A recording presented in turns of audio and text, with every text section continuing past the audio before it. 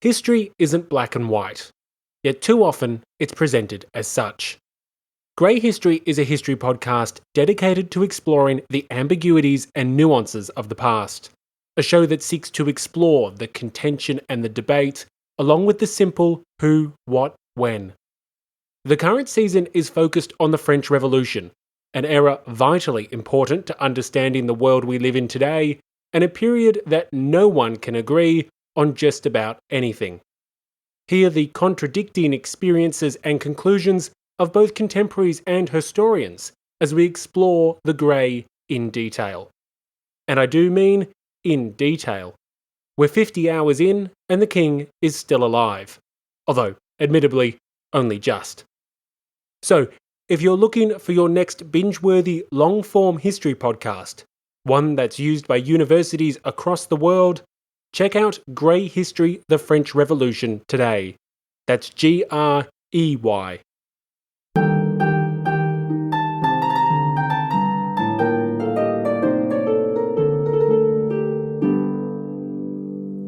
It's a bright and sunny day. The King, Louis XVI, has a relaxing day planned. There are a few things to take care of, but mostly entertainment. He meets his courtiers, then goes on a hunt. An old privilege of the nobility, one of many. The game is there, but His Majesty does not manage to catch anything. Obviously, this is not a good day for the French king, nor a good period for his reign. Louis is troubled. The country is in turmoil. For the past months, the pressure has been growing for the king and the government to solve the critical financial situation. Inflation is out of control. The price of bread rises every day. The French people is starving. The king hoped that this day of hunting would help clear his mind of all this. But he is so disappointed that the only thing he writes in his hunting journal is rien, nothing. He goes to bed in his palace of Versailles, hopeful that tomorrow would bring better news than the ones of the previous weeks. We are July the 14th, 1789. But the king has to be awakened a couple hours later. The Duke of Rochefoucauld-Liancourt brings grave news from Paris. He tells the king that the royal prison of the Bastille has been stormed by the Parisian mob, its governor killed. The king, not realizing the gravity of the situation, asks, "Is this a revolt?" The Duke answers, "No, sire, it's a revolution."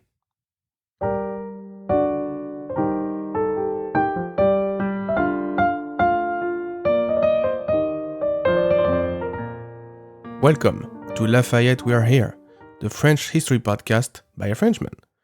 I am your host, Emmanuel Dubois, and today we are talking about the French Revolution, the historical event that shook the world from 1789 onwards. I will try to paint a clear picture of a very complex phenomenon here. That means that I will leave a lot of details out of focus of the main narrative. If any of you want to learn about all the intricacies of the Révolution, I recommend that you listen to the podcast Grey History: The French Revolution and Napoleon by William Clark. He goes into every detail you can think of, and it's a great podcast. By the way, I've just finished a bout of bronchitis, so forgive me if my voice is not as suave as usual, dear listeners. Let's put some boundaries first. The Révolution itself occurred from 1789 to 1799. By the way, I will refer to it simply as the Révolution, because calling it the French Revolution all the time on a French history podcast would be redundant. And it sounds cooler in French, don't you think? After that, we enter the Napoleonic era, another beast altogether. I will of course talk about the famous Corsican in this episode, but not much. Stay tuned for a dedicated episode on Napoleon very soon after this one. We are going to dive into what is really a turning moment in worldwide history. There is a before and an after the Révolution for France, Europe, and the world. It was a real political tsunami with immediate and long-term consequences. With the following Napoleonic Wars, it shaped the 19th century in a way that nobody could foresee only a generation before. We're going to do this in 4 sections. First, we'll discuss the causes of the Révolution and how it came about. Then, we will discuss the events that occurred from 1789 to 1792, namely the beginning of the Révolution and the failed attempt at establishing a constitutional monarchy. After that, we will dive into the arrival of the French Republic, the gloomy period known as the Terror, and the first coalition against France, where foreign powers attacked her, trying to topple that new government. Finally, we will discuss the end of the First Republic and the transition to the Napoleonic era. Since I want this to be less than an hour long, I will of course have to cut out some details. No pun intended. But, hopefully, you will have a clear view of the events that took place and their consequences. So, without further ado, let's get started.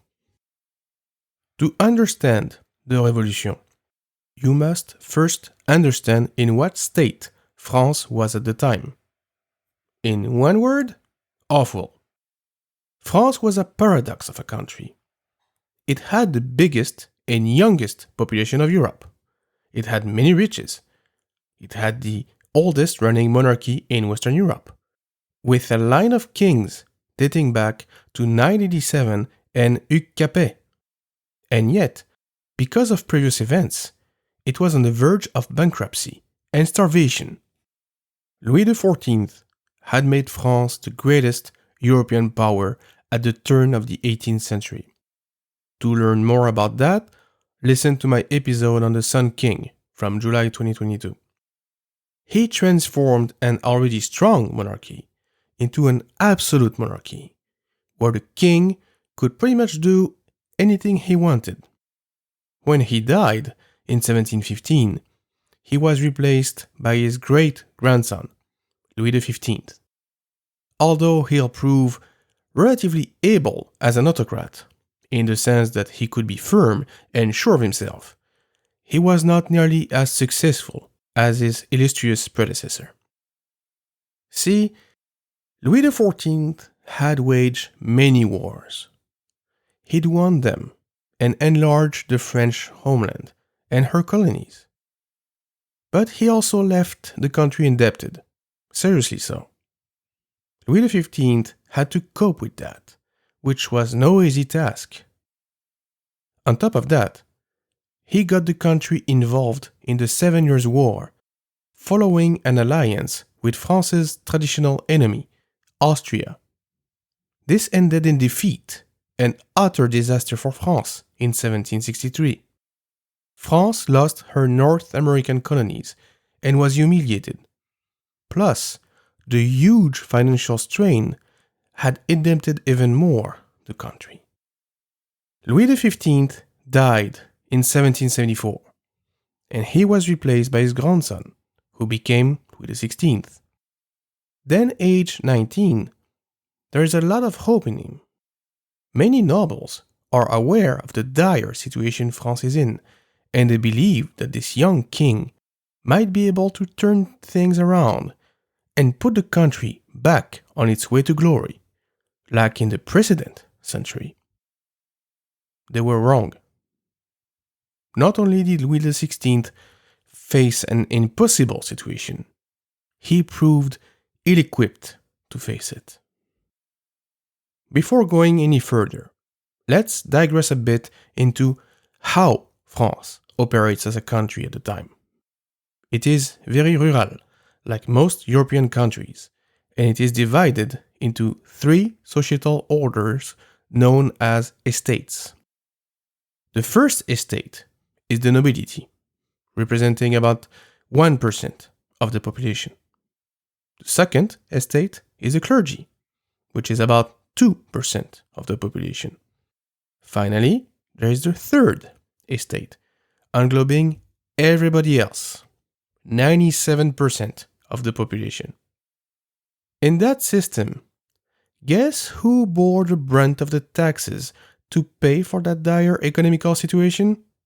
You guessed it, the third estate.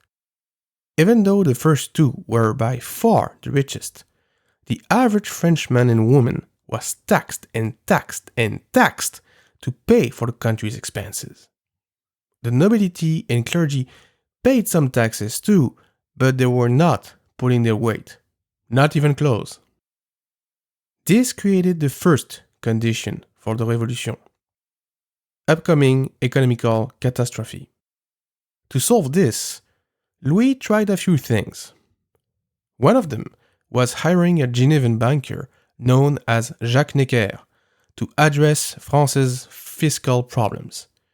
He failed to do so for many reasons, and at the same time, the French foreign minister, to give him a more contemporary title, Charles Gravier de Vergennes, decided to partake in a new party that started on the other side of the Atlantic Ocean in 1776, the American Revolution. By officially recognizing the United States of America in 1778, the first country to do so, France entered the war against Britain. Its involvement proved crucial, with the French fleet defeating the Royal Navy on multiple occasions, and the French troops, led by Rochambeau and Lafayette, fighting alongside the American rebels. When all is said and done, the American independence is made fact by the Treaty of Paris in 1783. France and the United States of America had begun their enduring and unique friendship.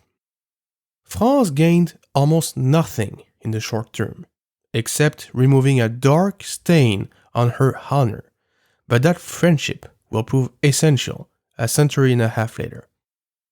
Back in France, most people are happy with the result of the French intervention, but the financial situation has degraded even more. To fight this war, France built many warships while maintaining the largest standing army in Europe. This was not sustainable, and the country is sinking into an economic slump without any visible outcome. Various contrôleurs généraux des finances, or financial ministers if you will, try to solve the issues, but they face a dilemma. To do so, they need more taxation revenue and a more fluid economic system. But to achieve that, they need the clergy and the nobility to accept to pay more taxes and to give more liberties to the people living under them. Since they are the one in charge, they refuse. It's a vicious circle, one made of centuries-old laws and traditions.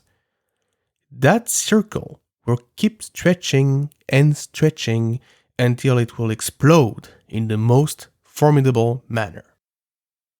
I should mention another item of the French political system, the Parlement. These were regional courts that were supposed to publish the royal laws, making them legal. The Parlement had been abolished by Louis XV, but Louis XVI, not knowing what to do, recalled them. As I said, the man was not a proper, absolute monarch. He kept changing his mind and was very easily influenced by others. That flaw will eventually be fatal to him. I mentioned the Parlement because one of them, the Parlement of Paris, will prove instrumental in the upcoming events. They will pretend to represent the common people, even though they will prevent them from gaining a better representation, in fact. They will basically be a focusing point for the whole of the French people's grievance to go through. By 1788, it is clear the country is at a crossroads. The people are making their will heard louder and louder.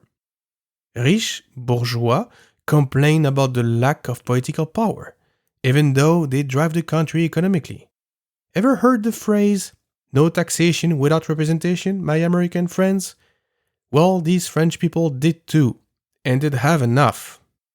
Add to that the newly important public opinion, made possible by the multiplication of newspapers and the spreading of Enlightenment ideas, and you have a power keg about to blow. By the way, I encourage you to listen to my episode on the French Enlightenment to find out more about the ideas I'm talking about. But basically, we're talking about freedom of speech, equality, fair representation, etc. You get the idea. King Louis XVI is not the best man for the job, but he is not a complete idiot. He recognizes that he is facing an unprecedented crisis. What he fails to do is to appreciate how deep the roots of said crisis are. Following riots in Paris, Rennes, and Grenoble, theater of the famous Journée des Tuiles, or Day of the Tiles, he agrees to have the Estates Generals convened for the first time since 1614. What are the Estates Generales, you ask? It's basically an assembly of all three estates that I mentioned before, where they can vote on important matters. Each estate gets one vote. You heard that right. The nobility with its 1% and the clergy with its 2% each have as much voting power as the other 97%. How's that for a recipe for disaster? The date is set for May 5th, 1789. The fuse on the power keg has just been lit.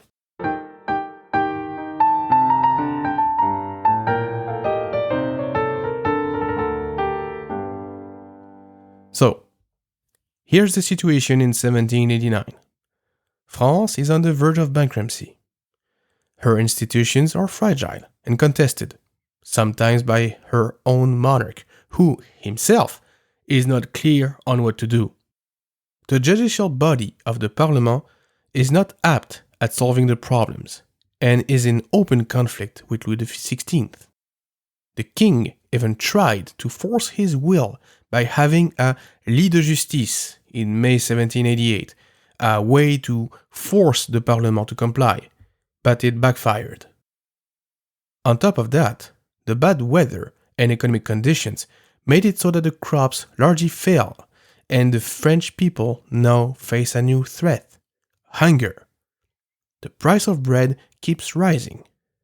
By the spring of 1789, the average French family struggles to feed itself properly. And finally, the ideas of the Enlightenment have made their way into French society.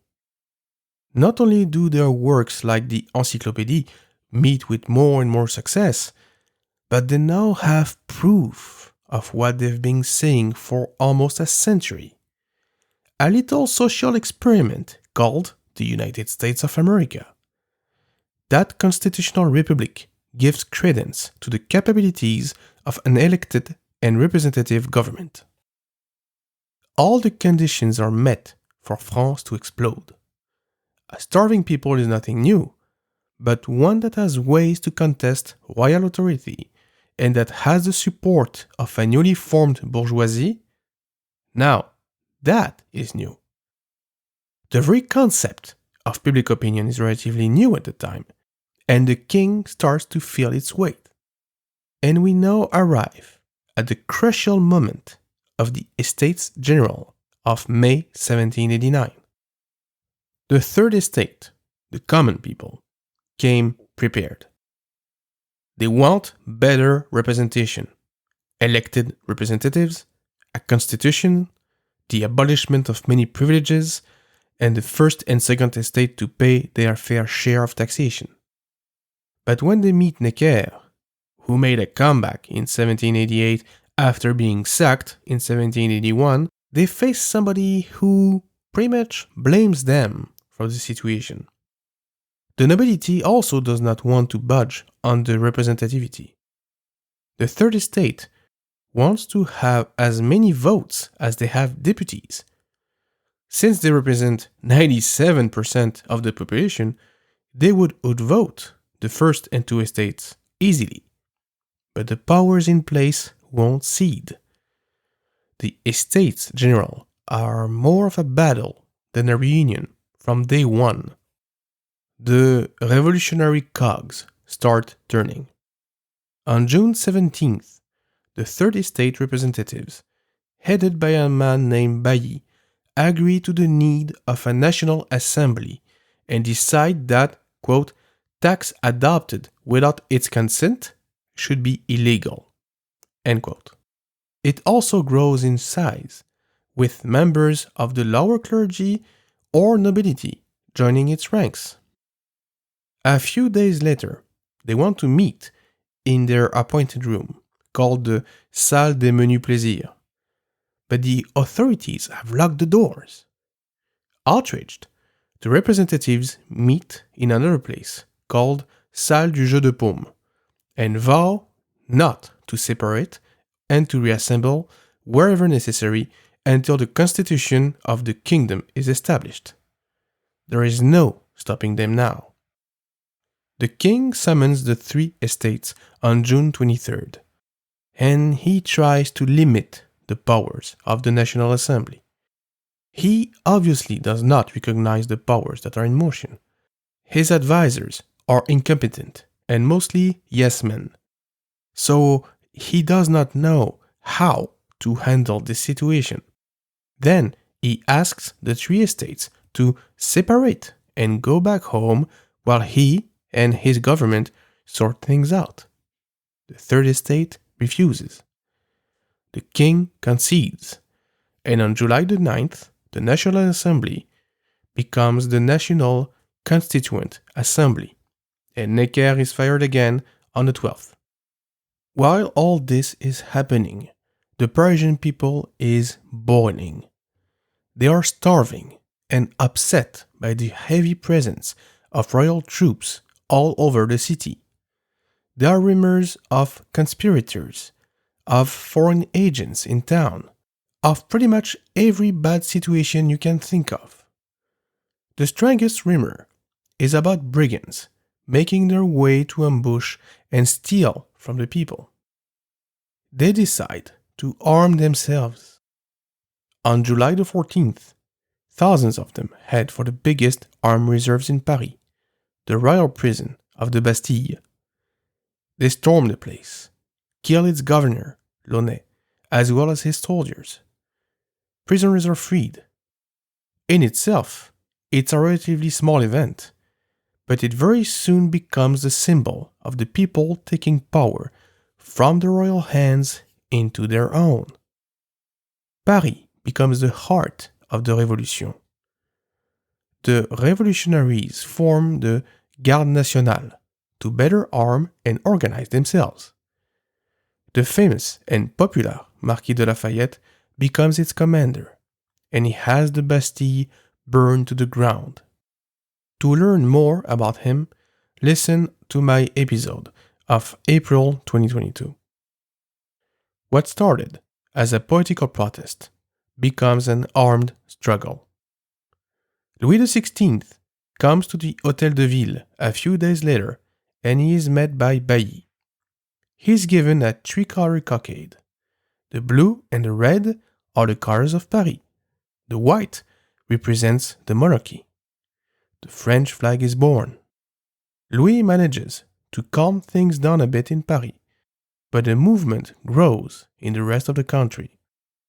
The French people take arms in many cities, towns, and villages, denouncing centuries of old feudal privileges. This question of privileges becomes central for the revolutionaries. One should earn those, not have them given by birth.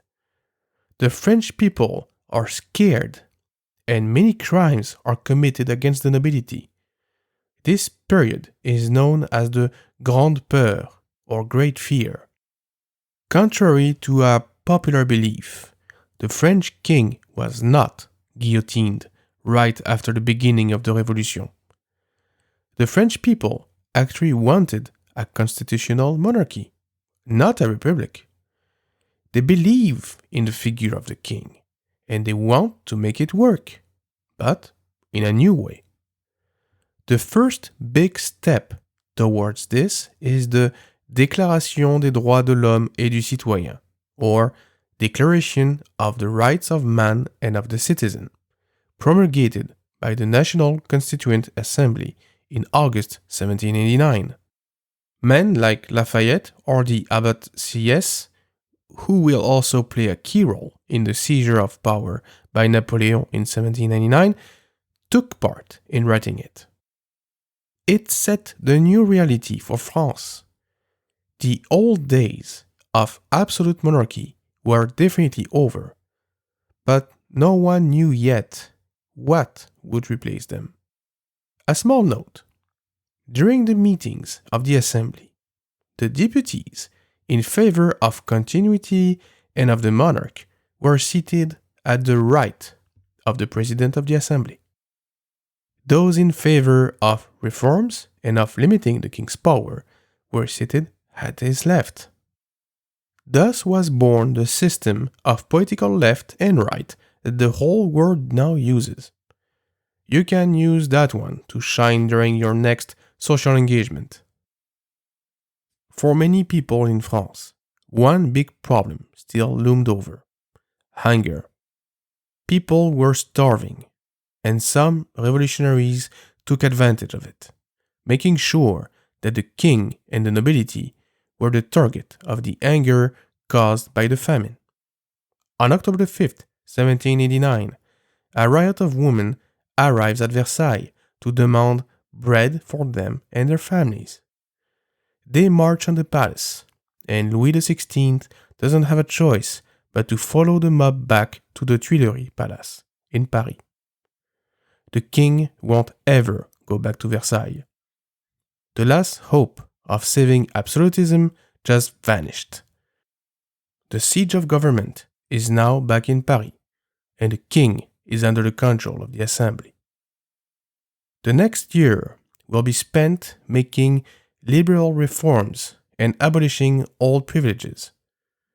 France had many laws and traditions, some established since the Merovingian period in the 6th century, a real atrocious patchwork and a legal mayhem. Most of it went the way of the dodo with the Révolution, although it won't be replaced by a rational code of laws until the Code Civil of 1804. At the same time, there is a very strong anti-revolutionary movement all over the country, led by nobles and clergymen, with the help of foreigners, fearing that what France is going through could happen to them too. After the first anniversary of the storming of the Bastille, which is then the Fête de la Fédération Nationale, as the country is divided in federations to represent local communes and provinces, the movement itself is at a crossroad. As I said, privileges were a big no-no for them, and the clergy had many. So, the Assembly decides to propose a civil constitution of the clergy to suppress these privileges. Louis XVI has no choice but to sanction it in December 1790. But he is not acting in good faith. He's trying to stall things. Louis XVI is actually entertaining the idea of forming an anti-revolutionary coalition with foreign leaders and expatriated Frenchmen. He pretends to work with the Assembly, but it's all in bad faith. He's trying to save his position and his privileges. Again, Louis proves that he doesn't really understand the movement he's facing. There is no going back to absolutism. France is past that now. To be fair, Louis received terrible advice from his advisors and from his wife, Marie Antoinette, regarding the whole issue, all pressing him to fight for his throne and power. Louis was too weak to make up his own mind. It will eventually cost him and his wives their lives. On June the 20th, 1791, Louis decides to make a move. He wants to meet people loyal to him at the eastern border. He flees during the night, along with his family. But he is recognized on the road and arrested at Varennes. That's why the event is known as the Flight to Varennes, even though the king was not heading for Varennes. He was just passing through. He's brought back to Paris on June 25th. The Parisian people, who cheered for the king a year prior when he came to meet Bailly, now booed him. The procession is called Le Corbillard de la Monarchie, or the monarchy's hearse. The Parisians trusted the king to do the right thing, and instead, he fled. They felt betrayed. The idea of a working constitutional monarchy seemed less and less realistic. Factions had emerged in the assembly during the past year or so. Let me give you a quick overview of the main ones. The most famous are the Jacobins. These are the extremists in favor of a republic and against the king.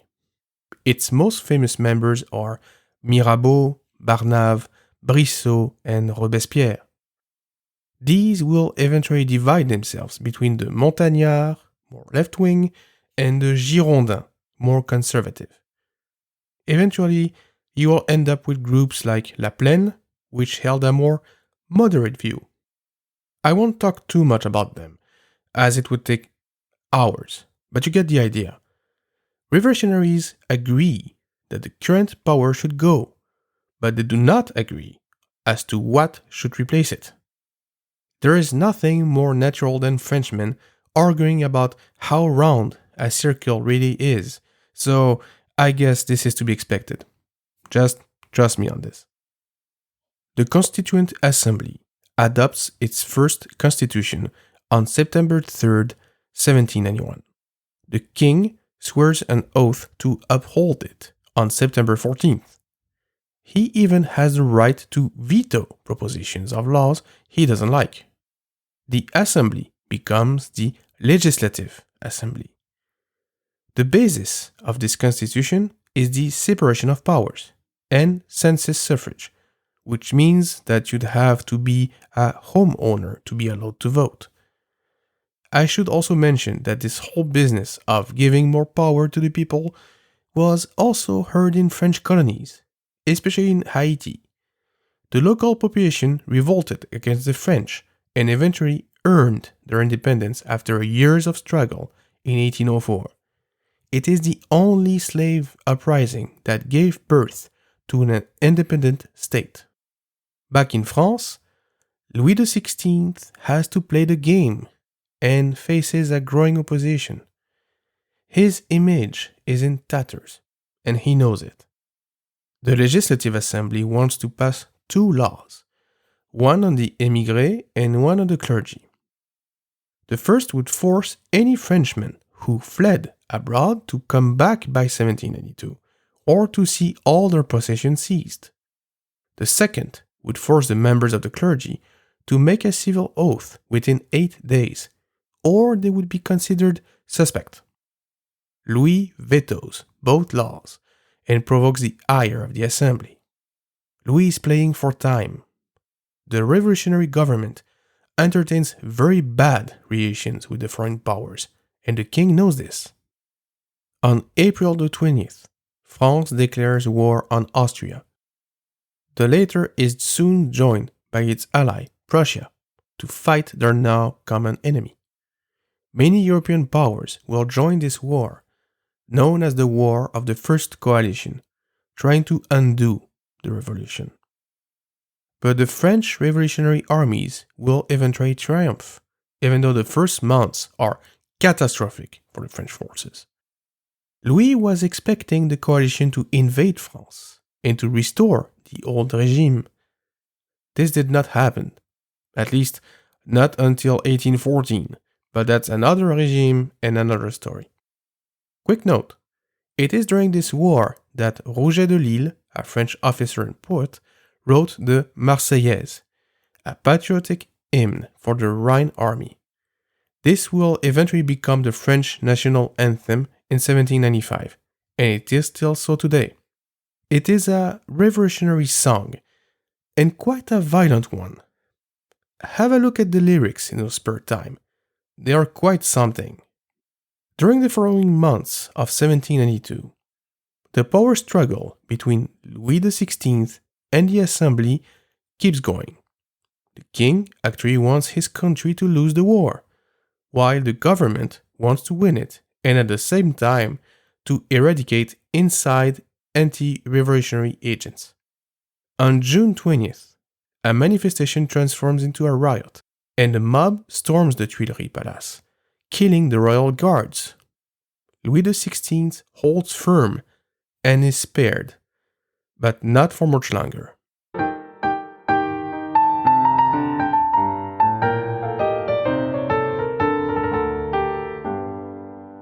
Louis does not know it yet, but the upcoming events will lead to his trial and death.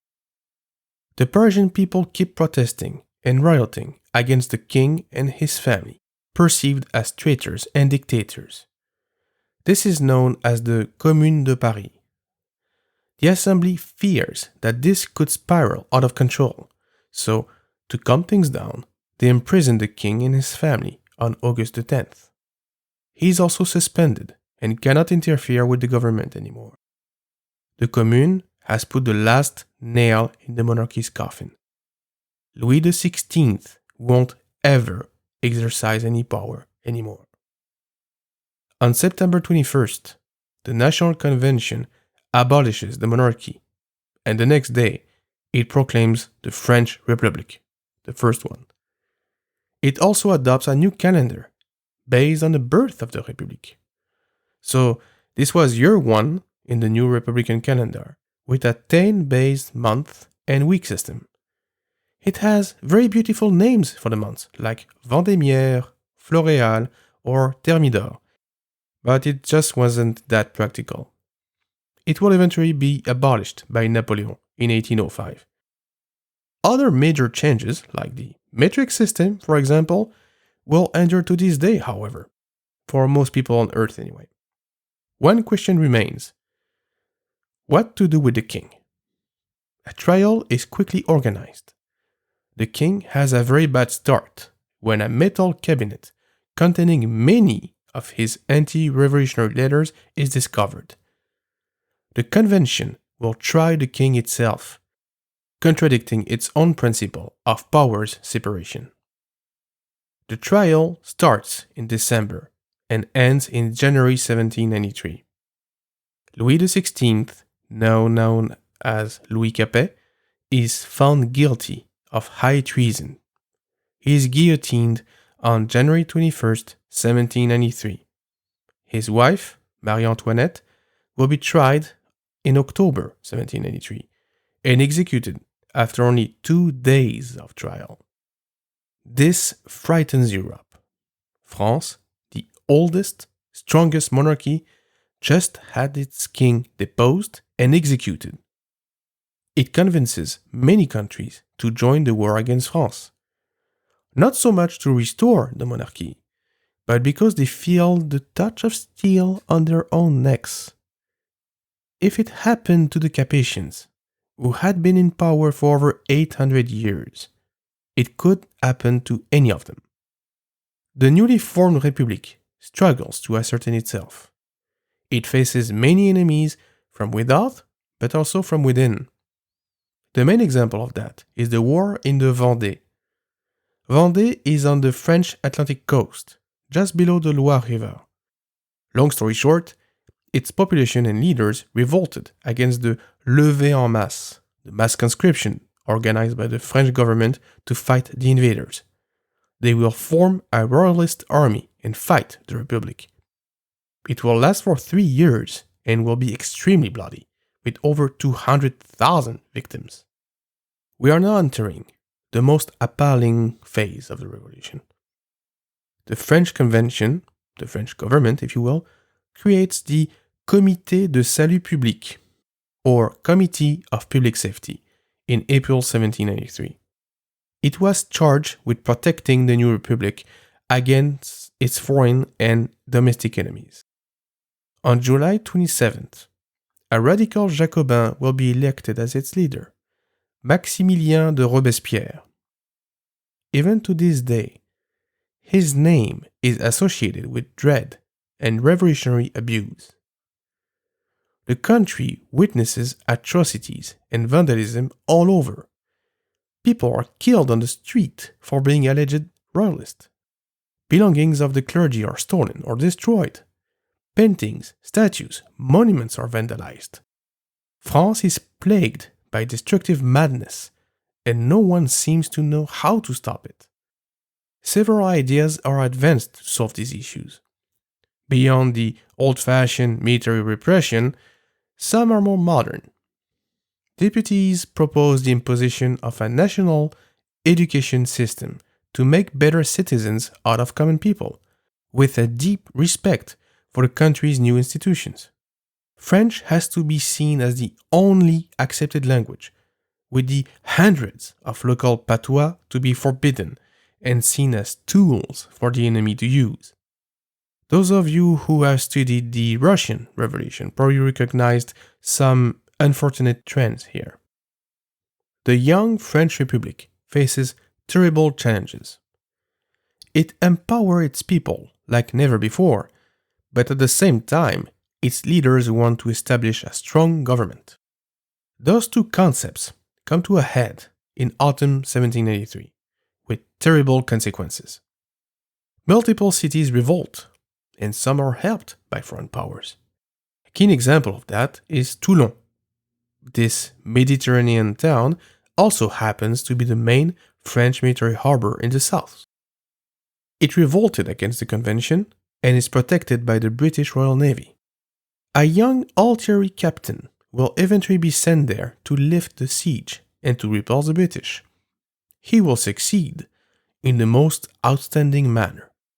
His name is Napoleon Bonaparte, and we will have much more to say about him on the next episode, so stay tuned.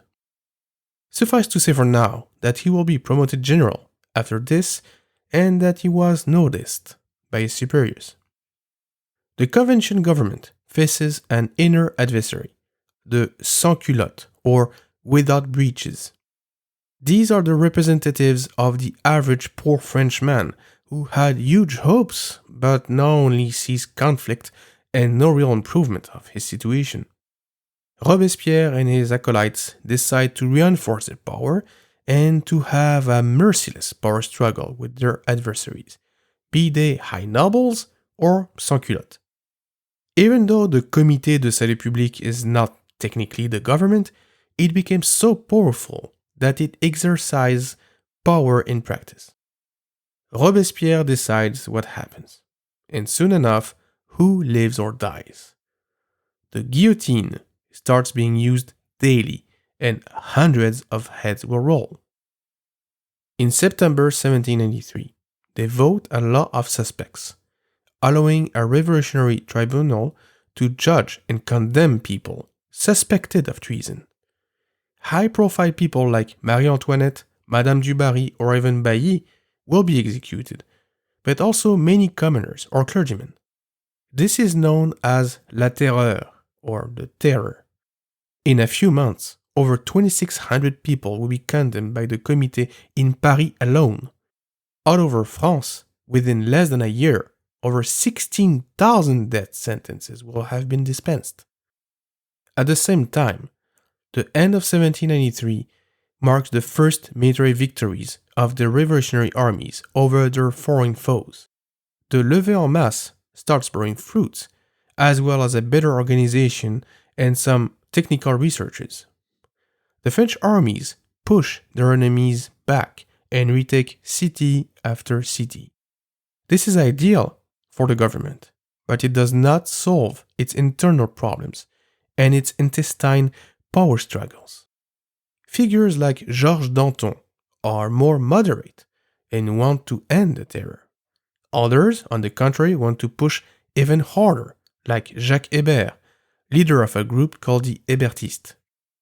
Robespierre is in the middle of all that and reacts violently in the winter and spring of 1794, aided by Louis-Antoine de Saint-Just, a tougher and more extremist man than him.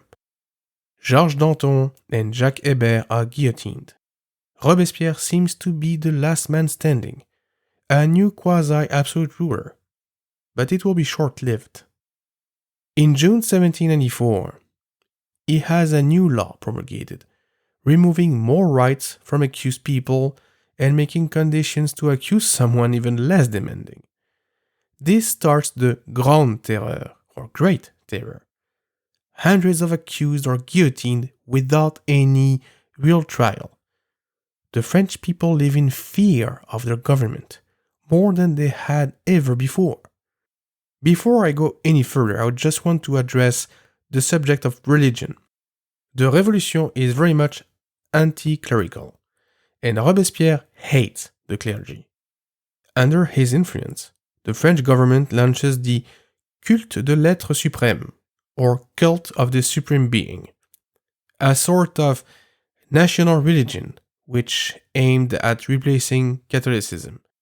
Robespierre organizes great celebrations to push this forward, but the population doesn't really care. It's just another sign of the growing disconnection between Robespierre, the Comité, and the French people. The military victories have a perverse effect on the Committee. It cannot anymore justify its reign of terror. Why pretend that there are enemies everywhere when we're winning? Does not that prove that France stands united against its enemies? The Battle of Fleurus is the perfect example of that. The French armies defeat the coalition decisively in what is now Belgium and force them to retreat in Germany. Fun fact, it is the first battle in history with aerial reconnaissance, with the French using a reconnaissance balloon to observe the battlefield. It's part of the technological improvement to the French army that I mentioned earlier. Robespierre's adversaries unite and finally manage to have him arrested. He even takes a bullet to the jaw during the proceedings. He is guillotined, along with his closest associates, the next day, in what is known as the Thermidorian reaction, as this happened on the 9th Thermidor year 2 in the Republican calendar, or July the 27th, 1794 in our calendar. The terror won't stop overnight, though, but it will slow down, and the French government will find some stability, at least temporarily.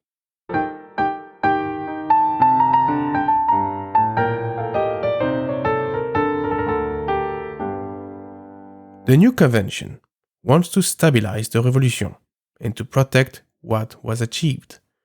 This will mark the next 5 years of the French Revolution. The Constitution gave a bit too much power to the people, so they write a new one, known as the Constitution of the Year 3. It leads to a new form of government known as the Directoire, or Directory. It's organized around 5 directors who wield among them the various governmental powers. Its core is formed by bourgeois who enriched themselves during the Revolution and want to keep doing it. They base their power on census suffrage and form 2 legislative chambers, the Conseil des 500, or Council of the 500, and Conseil des Anciens, or Council of the Elders. All this is designed to prevent the arrival of a new dictator, as well as to make sure that the bourgeoisie is at the core of this new government. It is often called the République bourgeoise because of that. They remove the first article of the Declaration of the Rights of Man, stating that, quote, men are born and remain free and equal in rights.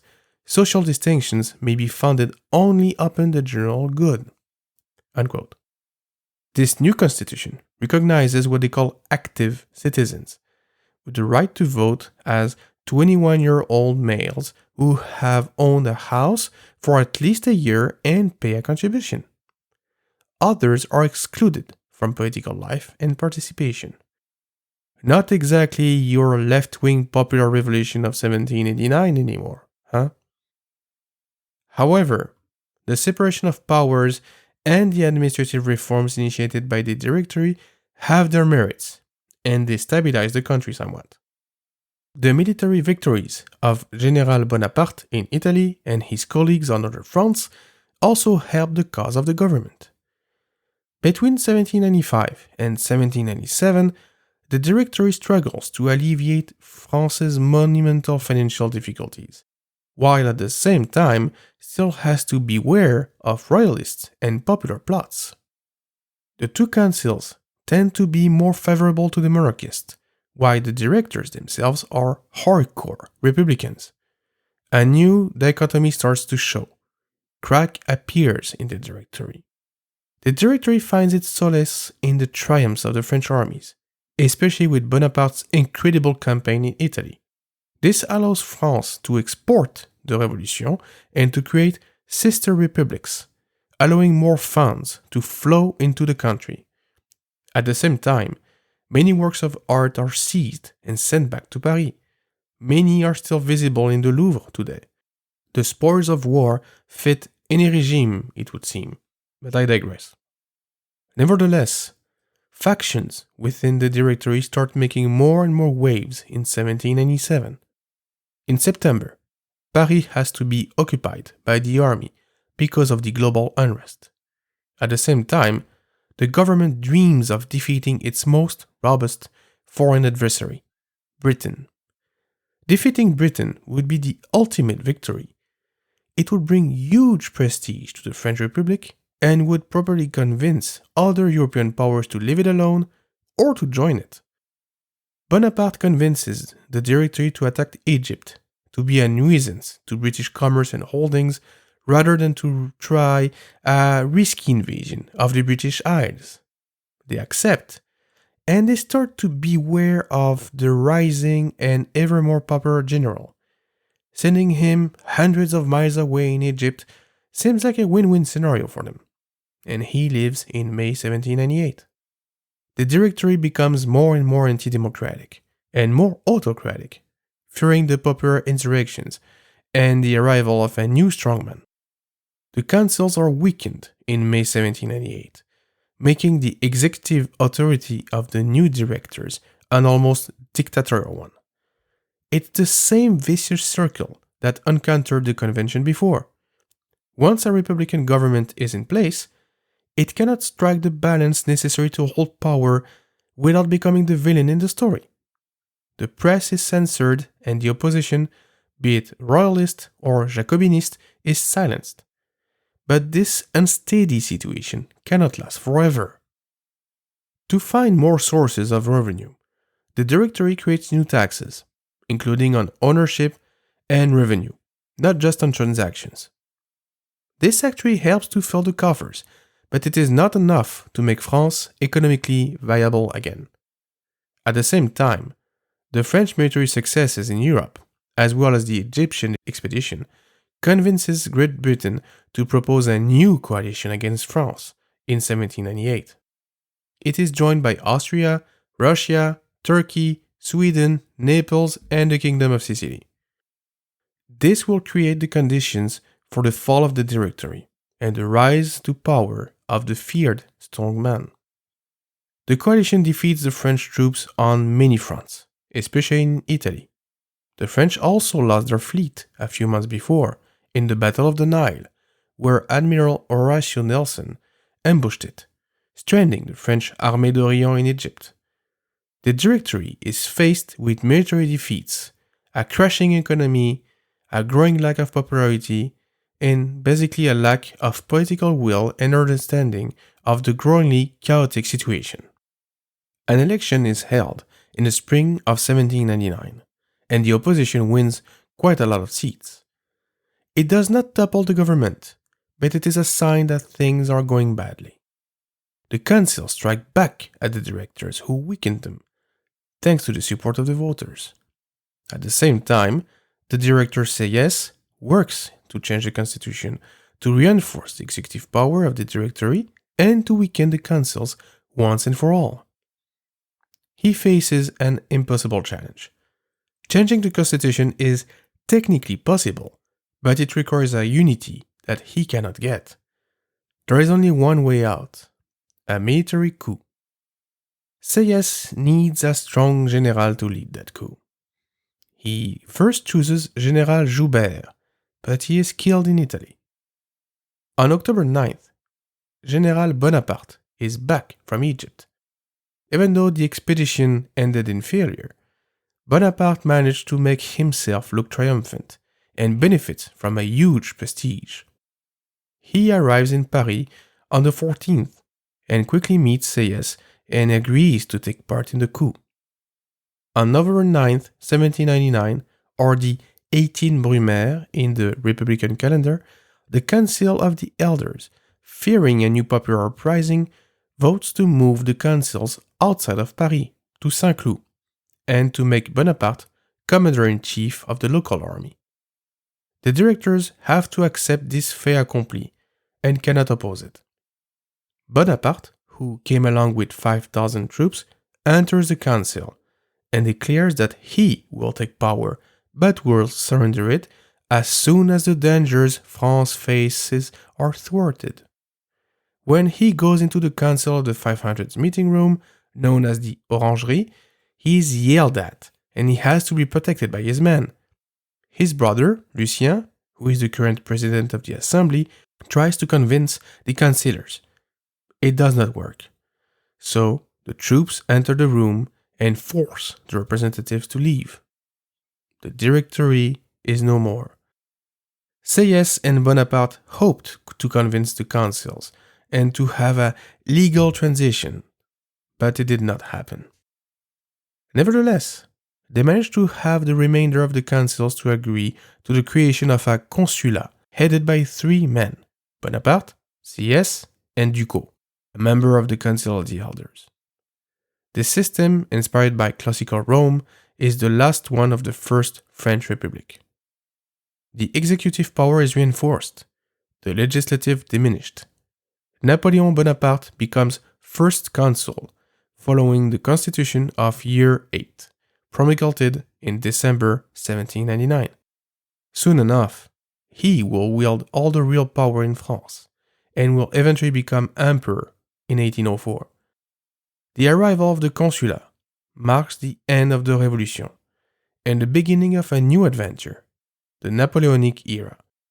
We will explore it in our upcoming episode, so stay tuned. The Révolution is one of these unlikely events that has massive ramifications all over the world to this day. Think about it for a second. France, known as the eldest daughter of the Church, with the oldest reigning monarchy in Western Europe, with a massive army and fleet.